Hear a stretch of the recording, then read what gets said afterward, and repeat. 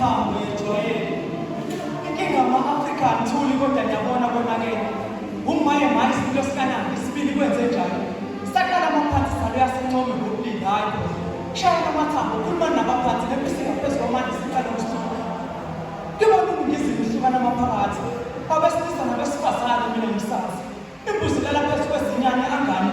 Ingane isakwazi ukukhuliswa umphakathi. Sesiphenduka isibane sisabana sisodwa. Impi yakaMakhulakhulawa kuNempala. Kwenze njani noma ngubani? Unembeza kwasho kanjani? Sana kuqemba sonke sibezele ekhala becela usizo. Uma Nkosi eshaya amathambo, owaKhosi axwaye, ngimbuze ubonani, engingazela sangomubi sithi kubo.